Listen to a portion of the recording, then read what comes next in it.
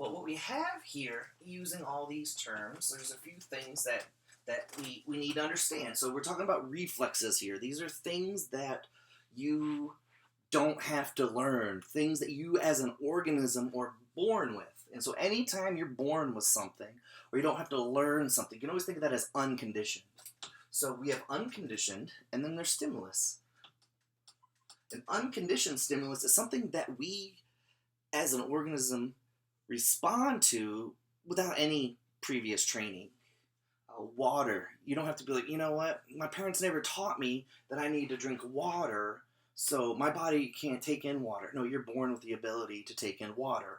You're born with someone jumps at you, you kind of, jump, you startle. That's not something you're trained. Oh man, you might get into a debate there, but I would say it's a reflex.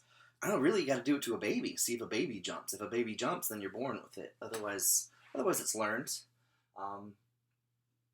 Getting something blown into your eye, like dust hits your eye, you blink. That's a reflex. You don't have to be taught to blink in defense. That just happens. So when those are all responses that we're talking about, they're unconditioned. We didn't have to learn them. Unconditioned responses. So we have unconditioned stimulus and we have unconditioned responses. And that's the natural environment. That's what happens with no learning, no training. We're presented with unconditioned stimulus, you're going to get an unconditioned response. Dirt's going to blow into your eye. Didn't have to learn about dirt getting blown in your eye. And you do the unconditioned response. You blink. That's what happens. That's the nature. I'm sure a lot of animals do that, not just humans. So really, the next thing we need to know about are neutral stimulus. So what's a neutral stimulus? Something that has no inherent ability to alter some organism's behavior in a way. So you can see if it's not a bright light, but like a dim flashing blue or red light, nothing. That's no reflexes are gonna occur. A neutral stimulus, think of the bell. You ring a bell to a dog.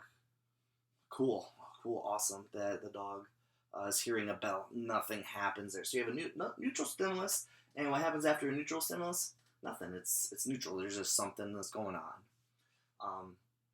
So really, the magic and conditioning happens right here. And what we're trying to do is condition this neutral stimulus to have the same exact effects. They're probably not going to be the same, but they're going to resemble the effects that an unconditioned stimulus happens. And so what happens is first you have to present the neutral stimulus. You got to go neutral stimulus. Boom. Pair it with the unconditioned stimulus, something we haven't learned. And what are we going to get? Again, we're going to get that unconditioned response because it's not learned. We have unconditioned. Dirt hits our eye, we're going to blink. So now a blue light goes on. Dirt's getting blown into your eye. You now blink. That happens. So having that neutral stimulus, having that blue light occur beforehand is not going to stop you from blinking. So it's still going to happen. You're going to have that. And what will happen here is this presentation, neutral, unconditioned, over and over and over again. Eventually, this neutral stimulus is going to be learned. It's going to become conditioned to be a stimulus. Oh, now, what does the neutral stimulus do? Neutral stimulus allows you to take out this, have now that is a conditioned stimulus. All that, they come together. We have a conditioned stimulus, and now we have a conditioned, because it was learned, response. And the conditioned response is the unconditioned response. Probably on a different magnitude. Probably not the same duration. But you're going to get, eventually, through this pairing, you're going to see a blue light, and your body is just naturally going to defend itself and protect for that sand to get into its eye. Because what can happen in nature? What's better than getting sand in your eye? Being able to detect that sand is about to come in your eye and engage in that same response, which is closing your eye so dirt doesn't get. Now, instead of getting the dirt out of your eye, you stop the dirt from getting into your eye. Boom, very good evolutionary response. So our reflexes, they help us. And then having this respondent conditioning process will help us again become better, more safe, we have more defenses. We're able to now take something that was neutral, Don't know why. For whatever the environment that I'm living and learning in, when a blue light shows, reliably, sand gets blown into my eye and I blink. Now, when I see a blue light, I blink. So there's a few extra things when it comes in this, but this is that in a nutshell.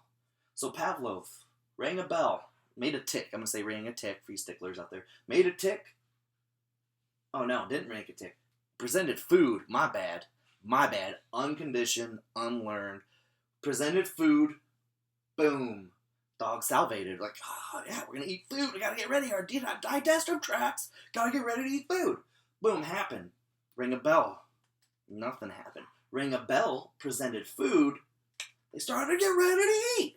Believe it or not, when you ring a bell and show them food, they get ready to eat, just like you'd get ready to eat if there was no bell. Eventually, just rang the bell, and he was measuring that salivation, and he's like, it's still happening. There's no food. But that behavior is still occurring. It's still happening. So that's what happened with Pavlov. That's what he found out. And in psychology, I'm going to keep saying this as a theme.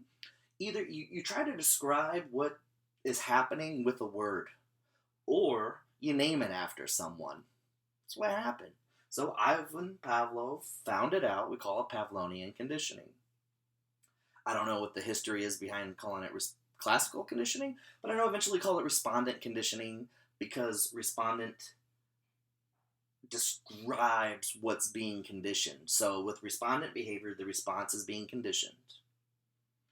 So I might, if they ask me, would you call it maybe reflexive conditioning? It's only for reflexes, things of that sort.